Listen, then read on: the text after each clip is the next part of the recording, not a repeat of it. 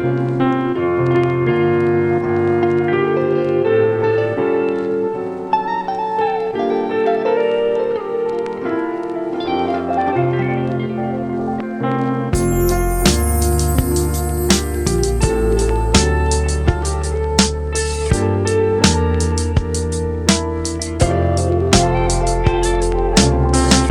beloved Muslim brothers, sisters, sons and daughters,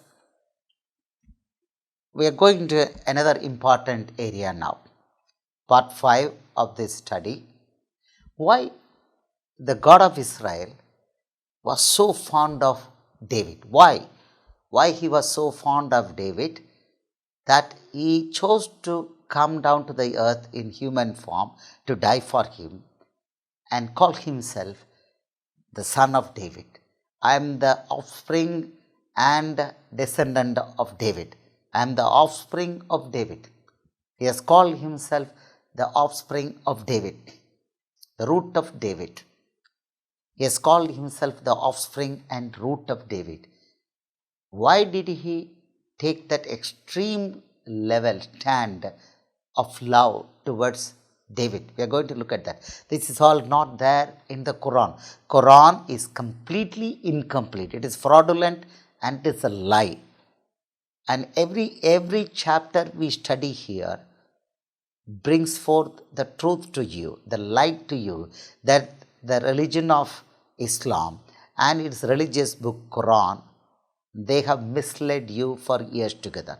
It's time for you to take a call. This is to enable you. Scripture analysis. Why was God so fond of David in this manner? God, who created heaven and earth, considered it fit to come down to the earth, bearing his name David, and die in his place. To that extent, God was very loving towards David. What is the mystery behind this outstanding love? The Bible, Old Testament, has instances where God has shown special love on David. His name is found in 990 places in the Bible. No one else had this honor. To that extent, his name is glorified by God. Other saints in the Bible, Moses 798 occurrences, Abraham 234, Paul the Apostle 181. David was very obedient, loving and zealous for the God of Israel. His obedience to God's commandment was perfect. This was just and pleasing in the sight of God. God personally chose him to be the king of Israel. Wherever David went, God protected him. This is it. When he loves a person, he protects. This is the hallmark of the God of Israel. God of Israel is Jesus. 2 Samuel 8:6. Then David put garrisons in Syria of Damascus, and the Syrians became David's servant and brought tribute. So the Lord preserved David wherever he went. The Lord preserved David. 8:14. 2 Samuel 8:14. He also put garrisons in Edom. Throughout all Edom, he put garrisons, and all the Edomites became David's servants. And the Lord preserved David wherever he went. You see? You find this type of wording. The Lord preserved him. Do you see anything like that in the Quran? In the Quran, you have only one name, prophet, and none else. And of course, Maryam and Jesus. No Muslim name. The outstanding zeal shown by young David for his God. David was very zealous for the God of Israel even when he was very young, tending his father's sheep. When a monster, Philistine Goliath, challenged the army of Israel and also the God of Israel for 40 long days, David killed him with just a stone and his sling. He obtained a great victory for the army of Israel on that day. David's victory over Goliath in this manner is an adage among the Gentiles all over the world even till now. Read the 1 Samuel 17 full chapter. It's very popular. 1 Samuel 17:4. And a champion went out from the camp of the Philistines named Goliath from Gath, whose height was 6 cubits and a span. He had a bronze helmet on his head, and he was armed with a coat of mail, and the weight of the coat was 5,000 shekels of bronze. And he had a bronze armor on his legs and a bronze javelin between his shoulder. Now the staff of his spear was like a weaver's beam, and his iron spearhead weighed 600 shekels, and the shield bearer went before him. No soldier of Saul dared to accept the challenge of Goliath. When everyone in the army of Israel was afraid of Goliath, David, the young shepherd who came to visit his brothers in the army camp, challenged Goliath and killed him with just a stone from his sling. The zeal he showed towards the God of Israel at this instance was a reason for God of Israel to have such a love on David. The full episode of the David Goliath encounter and the victory of David over Goliath is mentioned in 1 Samuel chapter 17 of the Bible. Verse 51 tells us that Goliath, when he came against the young lad David, did not even draw his sword from his sheath, but God killed him using an ostensibly weak David. Certain statements made by David during this encounter are very unique in the Bible history. Let us see the whole history. 1 Samuel 17. The whole chapter we are going to see. 1 Samuel 17:1. Now the Philistines gathered their armies together to battle and were gathered at Shechem, which belongs to Judah. They encamped between Shechem and Azekah in Ephes Dammim. And Saul and the men of Israel were gathered together, and they encamped in the valley of Elah and drew up in battle array against the Philistines. The Philistines stood on a mountain on one side, and Israel stood on the mountain on the other side, with a valley between them. And the champion went out from the camp of the Philistines, named Goliath, from Gath, whose height was 6 cubits and a span. He had a bronze helmet on his head, and he was armed with a coat of mail, and the weight of the coat was 5,000 shekels of bronze. And he had a bronze armor on his leg and a bronze javelin between his shoulders. Now the staff of his spear was like a weaver's beam, and his iron spearhead weighed 600 shekels, and the shield bearer went before him. Then he stood and cried out to the armies of Israel and said to them, "Why have you come out to line up for battle? Am I not a Philistine? And you, the servants of Saul, choose a man for yourself and let him come down to me. If he is able to fight with me and kill me, then we will be your servants. But if I prevail against him and kill him, then you shall be our servants and serve us."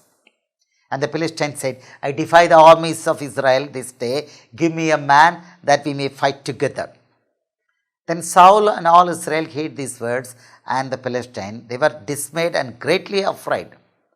Now David was the son of that Ephrathite of Bethlehem, Judah, whose name was Jesse, and who had 8 sons, and the man was old, advanced in years in the days of Saul. The 3 oldest sons of Jesse had gone to follow Saul in the battle. The names of these 3 sons who went to the battle were Eliab, the firstborn, next to him Abinadab, and the third Shammah. David was the youngest, and the 3 oldest followed Saul. But David occasionally went and returned from Saul to feed his father's sheep at Bethlehem. And the Philistine drew near and presented himself 40 days, morning and evening. Then Jesse said to his son David, "Take now for your brothers an ephah of this dried grain, and these 10 loaves, and run to your brothers at the camp. And carry these 10 cheeses to the captain of their 1,000, and see how your brothers fare, and bring back news of them." Now Saul and they and all the men of Israel were in the valley of Elah, fighting with the Philistines. So David rose early in the morning, left the sheep with the keeper, and took the things and went to Jesse as Jesse had commanded him. And he came to the camp as the army was going out to fight and shouting for the battle. For Israel and the Philistines had drawn up in battle array, army against army. And David left his supplies in the hand of the supply keeper, ran to the army, and came and greeted his brothers. Then as he talked with them, there was the champion, the Philistine of Gath, Goliath by name, coming up from the armies of the Philistines, and he spoke according to the same words. So David heard the words. And all the men of Israel, when they saw the man, fled from him and were dreadfully afraid. So the men of Israel said, "Have you seen this man who has come up? Surely he has come up to defy Israel. And it shall be that the man who kills him, the king will enrich with great riches, will give him his daughter, and give his father's house exemption from taxes in Israel." Then David spoke to the men who stood by him, saying, What shall be done for the man who kills this Philistine and takes away the reproach from Israel? For who is this uncircumcised Philistine that I should defy the armies of the living God? Palestinian, uncircumcised. So circumcision in Israel came only after 600 AD, after Muhammad. Earlier it was not there. And the people answered him in this manner, saying, So shall it be done for the man who kills him. Now Eliab, his oldest brother, heard when he spoke to the men. And Eliab's anger was aroused against David. And he said, Why did you come down here? And with whom have you left those few sheep in the wilderness? I know your pride and the insolence of your heart, for you have come down to see the battle. And David said, What have I done now? Is there not a cause? Then he turned from him toward another and said the same thing. And these people answered him as the first ones did. A little lad, look at him what he had done. Now when the words which David spoke were heard, they reported them to Saul, and he sent for him. Then David said to Saul, Let no man's heart fail because of him. Your servant will go and fight with this Philistine. This small lad, young lad. And Saul said to David, You are not able to go against this Philistine to fight with him, for you are a youth, and he a man of war from his youth. But David said to Saul, Your servant used to keep his father's sheep, and when a lion or a bear came and took a lamb out of the flock, I went out after it and struck it and delivered the lamb from its mouth, and when it arose against me, I caught it by its beard and struck and killed it. Your servant has killed both lion and bear, and this uncircumcised Philistine will be like one of them, seeing he has defied the armies of the living God. Moreover, David said, The Lord who delivered me from the paw of the lion and from the paw of the bear, he will deliver me from the hand of this Philistine. And Saul said to David, Go, and the Lord be with you. They were desperately looking for a savior.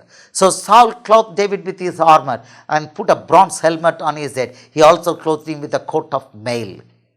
David fastened his sword to his armor and tried to walk, for he had not tested them. And David said to Saul, I cannot walk with these, for I have not tested them. So David took them off.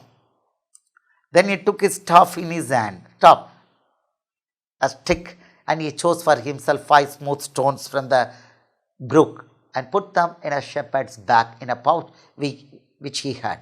And his sling was in his hand, and he drew near to the Philistine. So the Philistine came and began drawing near to David, and the man who bore the shield went before him. And when the Philistine looked about and saw David, he disdained him, for he was only a youth, ruddy and good looking. So the Philistine said to David, Am I a dog that you come with me with sticks? And the Philistine cursed David by his gods. And the Philistine said to David, Come to me, and I will give your flesh to the birds of the air and the beasts of the field. Then David said to the Philistine, You come to me with a sword, with a spear, and with a javelin, but I come to you in the name of the Lord of the hosts, the God of the armies of Israel, whom you have defied.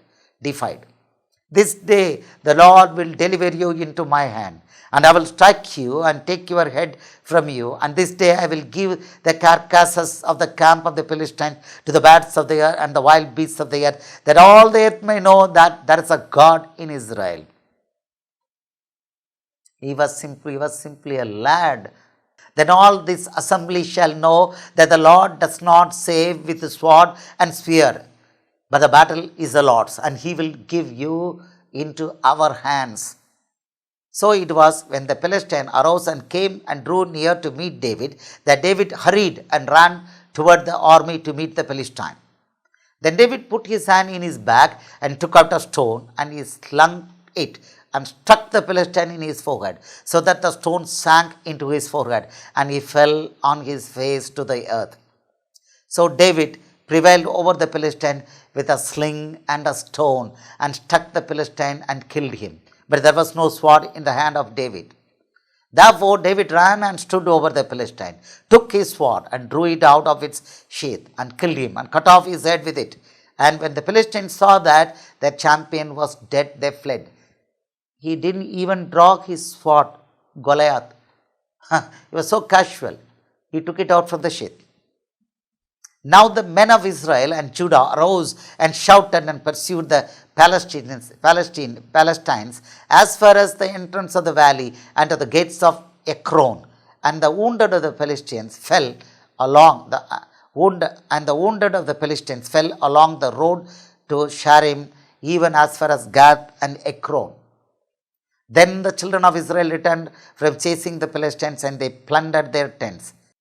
And David took the head of the Philistine and brought it to Jerusalem, but he put his armor in his tent. When Saul saw David going out against the Philistine, he said to Abner, the commander of the army, Abner, whose son is this youth? And Abner said, As your soul lives, O king, I do not know. Unknown family. So the king said, Inquire whose son is this young man is. Then as David returned from the slaughter of the Philistine, Abner took him and brought him before Saul with the head of the Philistine in his hand. And Saul said to him, Whose son are you, young man? So David answered, I am the son of your servant Jesse of Bethlehemite. So this is David. He showed such a zeal for the God of Israel. From then onwards, the David-Goliath encounter and the victory of young David over Goliath has become an adage among people all over the world. David was a Jew. The claim of Allah in the Quran saying Dawood was a Muslim prophet was an abominable lie. Allah telling such a lie against such a world-known historical event and an adage arising out of it shows his claim was purely demonic. Allah had stolen the history of the most popular Jewish king's history in this manner. Allah has cheated the Muslims only. Till date, the Muslims wage war against the Jews, the descendants of David. This is world's knowledge. The war between the Muslim Hamas and the Israel had been happening even when this teaching was getting drafted. May 2023. Hamas has been firing missiles against Israel, and Israel has been killing the Hamas leaders. This has been going on for years. That is yet another reason why the God of Israel is very fond of David. Whenever David had troubles, he chose to sing psalms praising the God of Israel. This was pleasing in the sight of God. The third reason why God was very fond of David was that David refused to kill his enemy, King Saul, though God had given him into his hands repeatedly. For years, Saul went after the life of David, almost 38 years. When God gave the opportunity, David desisted from killing Saul, saying, I will not lay my hands on the God's anointed. This was found just and pleasing in the sight of God. Saul was rejected within 2 years after taking over the reins. And Saul ruled for 40 years. That means for 38 long years, he was chasing David. 38 long years. And then David became a king. He ruled for 40 years. And for 38 years, David, though he had opportunity to kill Saul, he didn't kill. He refused. Biblical events where the God of Israel rejected Saul, the first chosen king of Israel, and Saul's repeated attempt to eliminate the hapless David, the anointed one. God gave Saul in the hands of David repeatedly. God regretted saying, I greatly regret that I have set up Saul as king, for he has turned back from following me and has not performed my commandments. The stage was set to remove him from kingship. God shared this with his prophet Samuel. Now the word of the Lord came to Samuel saying, I greatly regret that I have set up Saul as king, for he has turned back from following me and has not performed my commandments. And it grieved Samuel, and he cried out to the Lord all night. It's all there, all night. For you have rejected the word of the Lord, and the Lord has rejected you from being king over Israel. Prophet Samuel announced the decision of God to King Saul. Very difficult one, but he announced. But Samuel said to Saul, I will not return with you, for you have rejected the word of the Lord, and the Lord has rejected you from being king over Israel. Not Allah, it's Lord God. And as Samuel turned around to go away, Saul seized the edge of his robe, and it tore. So Samuel said to him, the Lord has torn the kingdom of Israel from you today and has given it to a neighbor of yours who is better than you. And also, the strength of Israel will not lie nor relent, for he is not a man that he should relent. Very popular verse. A question for the edification of the Muslims. My beloved Muslim brothers and sisters, you have seen the God of Israel directly talking to his servant prophet Samuel. Have you seen anything like this in Islam? Has the God of Islam ever spoken to anyone at any time? Prophet Muhammad, who wrote the entire Quran, had never heard his God Allah. The God of the Bible is accustomed to speaking to his servants. We get confirmation for this throughout the Bible. Indeed, Allah is only in imagination and he is not God at all. At least you should know the hard facts now. They've been cheating you, saying the Bible, God and Allah are one and the same. No, not at all. Not at all. The God of the Bible has spoken to me directly. I heard his voice directly, audible voice. He speaks. You can see him. He is alive.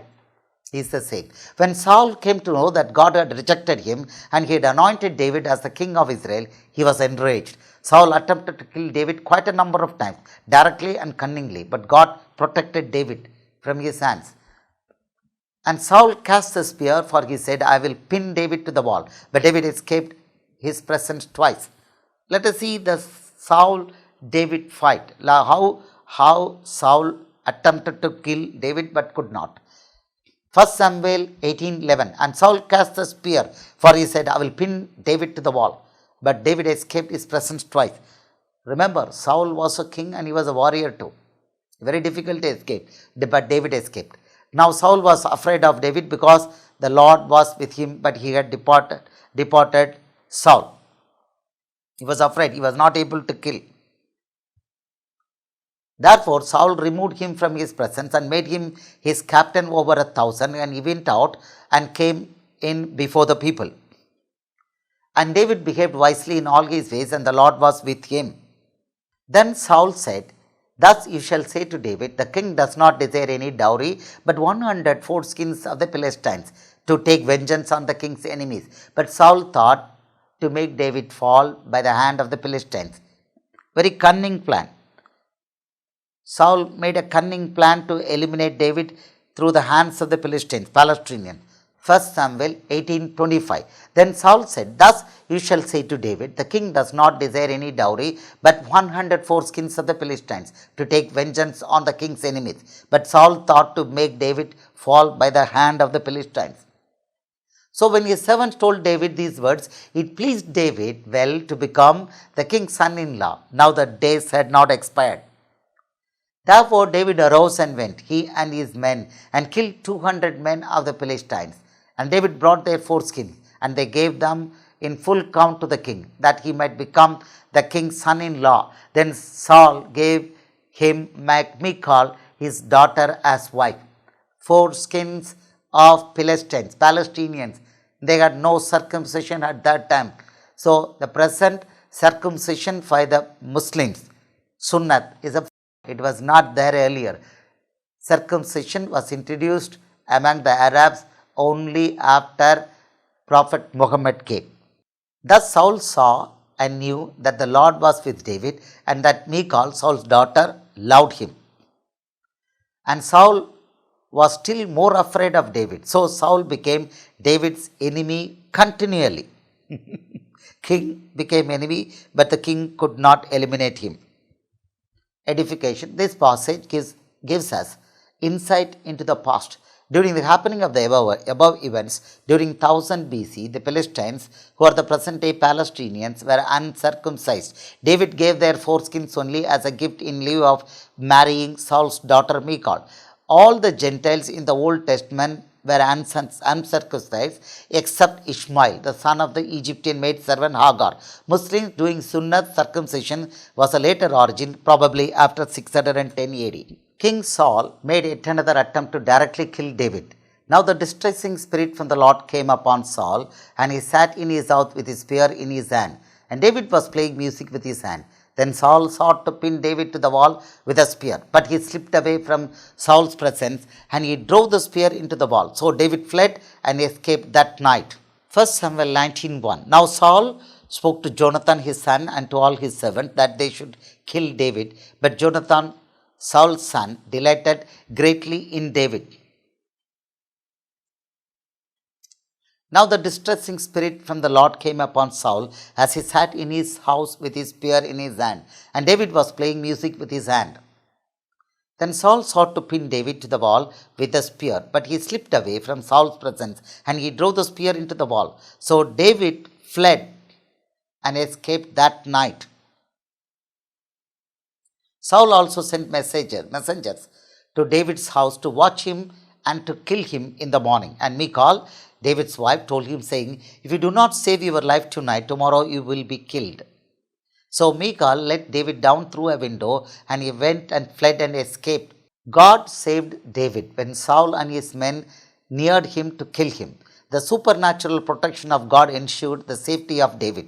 The Bible God is truthful to his words and saved his anointed servants. Now let's see how God saved David in a crucial situation. 1 Samuel 23:26. Saul neared him with 3,000 men. 1 Samuel 23:26. Then Saul went on one side of the mountain, and David and his men on the other side of the mountain. So David made haste to get away from Saul, for Saul and his men were circling David and his men to take them. Very critical situation. Very critical situation. They come very close. But a messenger came to Saul, saying, "Hurry and come, for the Philistines have invaded the land." Philistines have come to invade the land. So, therefore, Saul returned from pursuing David and went against the Philistines. So, they called that place Rock of Escape. God saved David in this manner. God gave Saul's life into the hands of David, but David refused to kill Saul. Now it happened afterward that David's heart troubled him because he had cut Saul's robe. And he said to his men, "The Lord forbid that I should do this thing to my master, the Lord's anointed, to stretch out my hand against him, seeing he is the anointed of the Lord." So David restrained his servants with these words and did not allow them to raise against Saul. 1 Samuel 24 is a beautiful thing. How David refused to kill Saul. 1 Samuel 24:1. Now it happened, when Saul had returned from following the Philistines, that it was told him, saying, "Take note, David is in the wilderness of En Gedi." Then Saul took 3,000 chosen men from all Israel and went to seek David and his men on the rocks of the wild goats. 3,000 men, chosen men. So he came to the sheepfolds by the road where there was a cave, and Saul went in to attend to his needs. David and his men were staying in the recesses of the cave. Then the men of David said to him, "This is the day of which the Lord said to you, Behold, I will deliver your enemy into your hand, that you may do him as it seems good to you." And David arose and secretly cut off the corner of Saul's robe. Now it happened afterward that David's heart troubled him because he had cut Saul's robe. And he said to his men, "The Lord forbid that I should do this thing to my master, the Lord's anointed, to stretch out my hand against him, seeing he is the anointed of the Lord." So David restrained his servants with those words and did not allow them to raise against Saul. And Saul got up from the cave and went on his way. David also arose afterward, went out of the cave, and called out to Saul, saying, "My lord the king." And when Saul looked behind him, David stooped with his face to the earth and bowed him. And David said to Saul, "Why do you listen to the words of men who say, Indeed, David seeks your harm? Look, this day your eyes have seen that the Lord delivered you today into my hands in the cave, and someone urged me to kill you. But my eyes spared you, and I said, I will not stretch out my hand against my Lord, for he is the Lord's anointed. Moreover, my father, see the corner of your robe in my hand. For in that I cut off the corner of your robe and did not kill you. See that there is neither evil nor rebellion in my hand. And I have not sinned against you, yet you hunt my life to take it. Yet let the Lord judge between you and me, and let the Lord avenge me on you, but my hand shall not be against you. As the proverb of the ancient says, wickedness proceeds from the wicked, but my hand shall not be against you. After whom has the king of Israel come out? Whom do you pursue? A dead dog? A flea? Therefore, let the Lord be judge and judge between you and me, and see and plead my case, and deliver me out of your hand. So it was when David had finished speaking these words to Saul that Saul said, Is this your voice, my son David? Son. And Saul lifted up his voice and wept. Then he said to David, You are more righteous than I. That's correct, of course. For you have rewarded me with good, whereas I have rewarded you with evil. Correct? And you have shown this day how you have dealt well with me. For when the Lord delivered me into your hand, you did not kill me. Correct? Was there repentance? For if a man finds his enemy, will he let him get away safely? Therefore may the Lord reward you with good for what you have done to me this day. And now I know indeed that you shall surely be king, and that the kingdom of Israel shall be established in your hand. He himself has come to know now. Therefore, swear now to me by the Lord that you will not cut off my descendants after me, and that you will not destroy my name from my father's house. So David swore to Saul, and Saul went home, but David and his men went up to the stronghold. They were not ready to believe this guy. God gave Saul into the hands of David again. This time also, David refused to kill Saul. But David said to Abishai, Do not destroy him, for who can stretch out his hand against the Lord's anointed and be guiltless? David said furthermore, As the Lord lives, the Lord shall strike him, or his days shall come to die, or he shall go out to battle and perish. The Lord forbid that I should stretch out my hand against the Lord's anointed. His act of not killing his enemy Saul in this manner was found pleasing in the eyes of God. That's the reason why God chose to come down in human form to die for this man's sin, David's sin. 1 Samuel 26:1. Now the Ziphites came to Saul at Gibeah, saying, Is David not hiding in the hill of Hichelah opposite to Joshiman? Then Saul arose and went down to the wilderness of Ziph, having 3,000 chosen men of Israel with him, to seek David in the wilderness of Ziph. Again 3,000 men. And Saul encamped in the hill of Hachilah, which is opposite Joshimon, by the road. But David stayed in the wilderness, and he saw that Saul came after him into the wilderness. David therefore sent out spies and understood that Saul had indeed come. So David arose and came to the place where Saul had encamped. David was very bold. So David arose and came to the place where Saul had encamped. And David saw the place where Saul lay, and Abner the son of Ner, the commander of his army. Now Saul lay within the camp, with the people encamped all around him. 3,000 people surrounded. Then David answered and said to Ahimelech the Hittite, and said to Abishai the son of Zeruiah, brother of Joab, saying, Who will go down with me to Saul in the camp? And Abishai said, I will go down with you. So David and Abishai came to the people by night, and there Saul lay sleeping within the camp, with his spear stuck in the ground by his head, and Abner and people lay all around him. Then Abishai said to David, God has delivered your enemy into your hand this day, and now therefore please let me strike him at once with the spear right to the earth, and I will not have to strike him a second time. Abner was a soldier. But David said to Abishai, Do not destroy him, for who can stretch out his hand against the Lord's anointed and be guiltless? David said furthermore, As the Lord lives, the Lord shall strike him, or his day shall come to die, or he shall go out to battle and perish. The Lord forbid that I should stretch out my hand against the Lord's anointed. But please take now the spear and the jug of water that are by his head, and let us go. So David took the spear and the jug of water by Saul's head, and they got away. And no man saw or knew it or awoke, for they were all asleep, because the deep sleep from the Lord had fallen on them. Remember, God has given the whole army, including Saul, into the hands of David, because a deep sleep from the Lord had fallen on them. But David didn't kill. David didn't use this opportunity. Now David went over to the other side and stood on the top of a hill afar off, a great distance from between them. And David called out to the people and to Abner the son of Ner, saying, Do you not answer, Abner? Then Abner answered and said, Who are you calling out to the king? So David said to Abner, Are you not a man? And who is like you in Israel? Why then have you not guarded your lord the king? For one of the people came in to destroy your lord the king.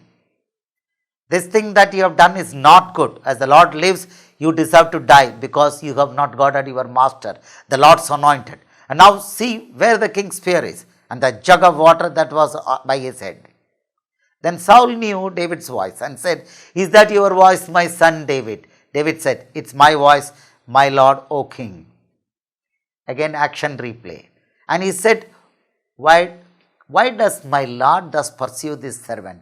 For what have I done? Or what evil is in my hand? Now therefore, please let my lord the king hear the words of his servant. If the Lord has stirred you up against me, let him accept an offering. But if it is the children of men, may they be cursed before the Lord, for they have driven me out of this day from sharing in the inheritance of the Lord, says, Go serve the gods.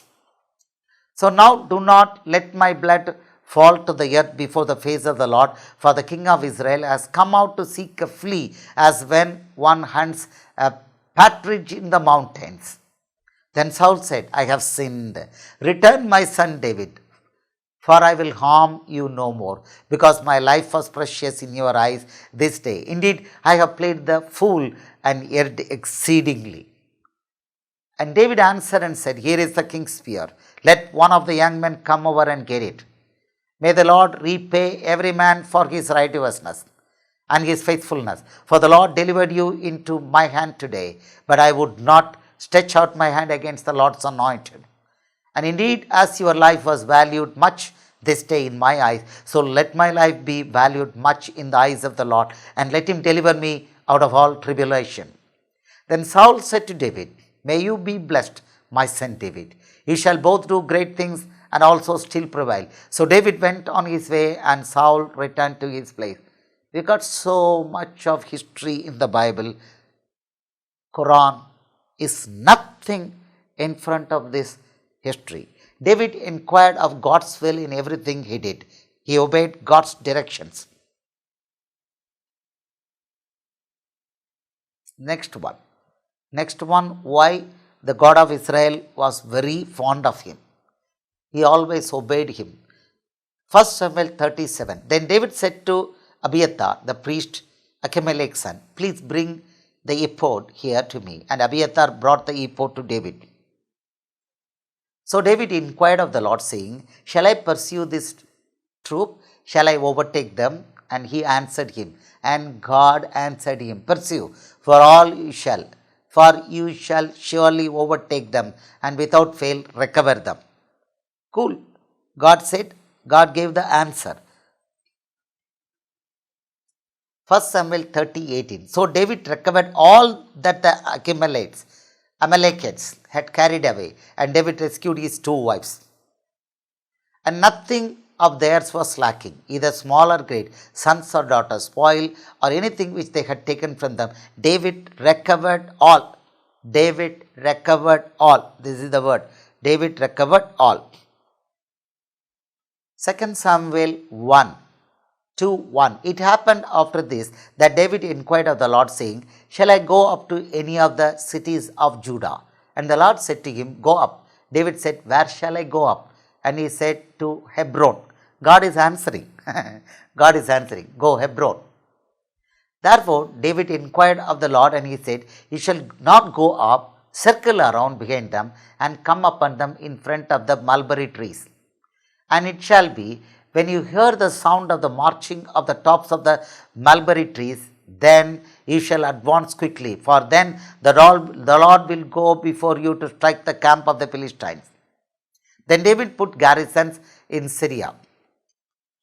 God protected David wherever he went. 2 Samuel 8:6. 2 verses. Then David put garrisons in Syria of Damascus, and the Syrians became David's servants and brought tribute. So the Lord preserved David wherever he went. 2 Samuel 8:14. He also put garrisons in Edom. Throughout all Edom, he put garrisons. And all the Edomites became David's servants. And the Lord preserved David wherever he went. The Lord preserved David wherever he went. King David alone was just and pleasing in the eyes of God in Israel. God himself certified this. 1 Kings 11:38.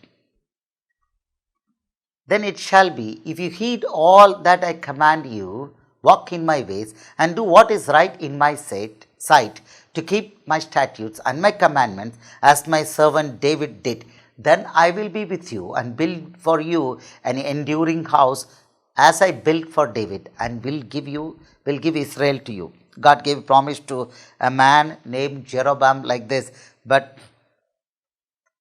it was a failure. But here God has shown his heart towards David, a certificate from him. 1 Kings 14:8, and tore the kingdom away from the house of David, and gave it to you, and yet you have not been as my servant David. Also kept my commandments, also followed me with all his heart, to do only what was right in my eyes. 1 Kings 15:5, because David did what was right in the sight of the Lord, and had not turned aside from anything that he commanded him all the days of his life, except in the matter of Uriah the Hittite. Acts 13:22, and when he had removed him, he raised up for them David as king, to whom also he gave testimony and said, I have found David the son of Jesse, a man after my own heart, who will do all my will. This is a certificate from God of Israel about David. God gave a covenant to David. To fulfill this covenant, God came down in the flesh as son of David to re-establish his throne. God gave a promise to David, which was a covenant, that his descendants will always occupy his throne, and it will never be empty. And your house and your kingdom shall be established forever before you. Your throne shall be established forever. We have already seen, but one more time we can see. This is continuity. God gave that promise, and he gave. And your house and your kingdom shall be established forever before you. Your throne shall be established forever. Now you know the reason. Since the time that I had commanded judges to be over my people Israel, also I will subdue all your enemies. Furthermore, I tell you that the Lord will build you a house. And it shall be, when your days are fulfilled, when you must go to be with your fathers, that I will set up your seed after you, who will be of your sons, and I will establish his kingdom. He shall build me a house, and I will establish his throne forever. I will be his father, and he shall be my son, and I will not take my mercy away from him, as I took it from him who was before you, Saul. And I will establish him in my house and in my kingdom forever, and his throne shall be established forever. God gave promise like this to King David. God is never changing. When King Solomon, the son of David, indulged in idolatry, the throne of David became empty because of this sin. There was no one to occupy the throne of David. Jesus came down from heaven as son of David to fill David's throne after restoring it. God is never changing. We have already read these verses in this regard. 1 Samuel 15:29, Numbers 23:19. 1 Samuel 15:29. And also the strength of Israel will not lie nor relent, for he is not a man that he should relent. Numbers 23:19. God is not a man that he should lie, nor a son of man that he should repent. Has he said, and will he not do? Or has he spoken, and he will not make it good? So this is a God, true God's character. He will not change. He will not change. Events that led to the destruction of the nation of Israel. The throne of David became empty. 10 tribes of Israel with headquarters at Samaria were sent to Assyria as captives. The remaining 2 tribes, Judah, went to Babylon as captives. The rule of the kings in Israel came to an end with this. 2 Kings 17:6. We have already seen one more time a quick look. 2 Samuel 17:6. In the 9th year of Hoshea, the king of Assyria took Samaria and carried Israel away to Assyria, and placed them in Hala and by the harbor and the river Gozan and the cities of Medes. Gone. 1 Kings 25, 2 Kings 25:21, Judah. Then the king of Babylon struck them and put them to death in Riblah in the land of Hamath.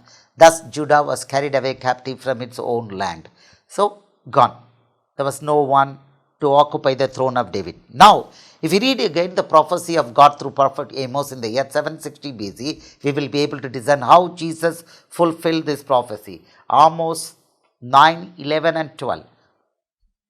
Amos 9:11 itself is enough in English. On that day I will rise up the tabernacle of David, which has fallen down, and repair its damages, and I will rise up its ruins and rebuild it as in the days of old.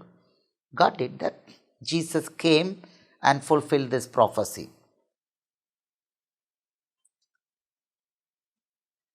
Now you have understood the reason why the God of Israel, Jesus, was so fond of King David. All these truths are missing in the Quran. The Quran is an incomplete and false book. It's full of lies. Its purpose is to deceive you, cheat you.